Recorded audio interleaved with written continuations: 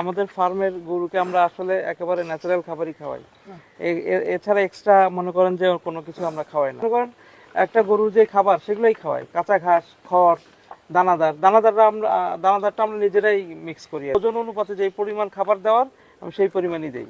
গরুতে চর্বি থলথল করতেছে, করবে না, কারণ আমি ওই ধরনের খাবার খাওয়াই। আমার যে কাস্টমার সব রিপিট কাস্টমার ম্যাক্সিমাম, এবং আমার কলিগরা আসে। আমি এখানে চাই যে সবাই ভালো জিনিস খাক। আমি নিজেও আমার এখান থেকেই কোরবানি দিই। তাহলে আমি যেটা নিজে নিতে পারবো না সেটা আমি অন্যকে দিব না।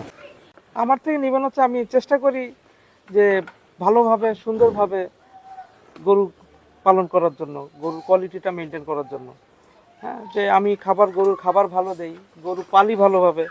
এবং আমার খামারে আপনি দেখছেন, আমার খামার কিন্তু বাণিজ্যিক অতটা না, এমন যে না যে শুধু গরু দিয়ে ভরা রাখছে। আমার খামার কিন্তু ফাঁকা জায়গা আছে, গরু হাঁটাচলা করাই, আমরা নিজেরা হাঁটাচলা করি, তাই না? এই জন্য আমার খামারে গরুটা আমি চেষ্টা করি যেন ভালো থাকে আর কি। দৃষ্টিতে হচ্ছে মেইন একটা কথা হচ্ছে যে আমার খামারের গরু ট্রেসেবল।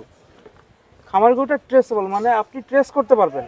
আমি তো খামার নিয়ে চলে যাচ্ছি না যে গরুর মাংস ডিস্টার্ব হলে আমাকে ধরবেন, আপনার না, আমি কাস্টমারে আমাকে ধরতে পারবো, আমি তো এখানেই আছি। সুতরাং এই গরুটা আপনি ট্রেস করতে পারতেছেন। এবং মনে করেন এখনো 1 মাস বাকি আছে কোরবানির। এই 1 মাস আমি গরুটা কিভাবে পালছি, খাবার ঠিকমতো দিচ্ছি কিনা, একে ইনজেকশন বা অন্য কিছু পুশ করছি কিনা, আপনি দেখতে পাচ্ছেন সবকিছুই। হাটে কি আপনি সেটা করতে পারতেছেন? হাটে যে গরুটা আনতেছে, যে ব্যাপারী আনতেছে, সে নিজেও তো গরুটা পালে না, সে আরেকজন থেকে কিনে নিয়ে আসে। সুতরাং এই গরুর রেকর্ড কেউ বলতে পারবে না যে কিভাবে গরুটা পালা হয়েছে। যিনি বিক্রি করতেছেন উনিও বলতে পারবেন না, কিন্তু আমার গরু আমি বলতে পারবো।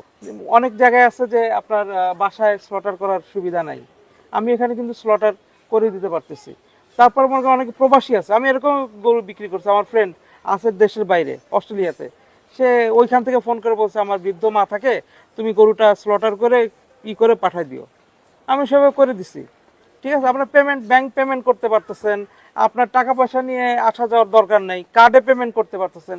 যাবতীয় যত রকম সুবিধা দেওয়া সম্ভব আমরা চেষ্টা করতেছি সব ধরনের ফ্যাসিলিটিস দেওয়ার ব্যাপারে। আসলে আমার খামারের গরু কি, খামারের গরু হচ্ছে আমার গরু বিক্রি না হলে আর 1 বছর থাকুক, সমস্যা নাই, তাই না? এবং আমি কিভাবে পালতেছি এটা তো আমি জানি। এই গরু আমি রাখতে পারবো। আর যারা হাটেই করে বা বিভিন্ন জায়গা থেকে আনে, যদি খারাপভাবে পেলে থাকে গরুটা, ওইটা কিন্তু সে বেচার জন্য পাগল হয়ে যায়, না বিক্রি করতে পারলে গরুটা ক্ষতি হয়ে যেতে পারে, তাই না? এই জন্য থাকলে অসুবিধা। আমার এখান থেকে নিলে জিনিসটা ভালো জিনিস পাবেন। এবং আপনারা আসেন, পরিবার সহ আসেন, বৃদ্ধ বাবা মা সহ আসেন, খাওয়া দেখে সব কিছু দেখে আপনি বুকিং দিয়ে চলে যান। গরু সময় মতো আপনার কাছে চলে যাবে ইনশাল্লাহ আপনার বাসায়।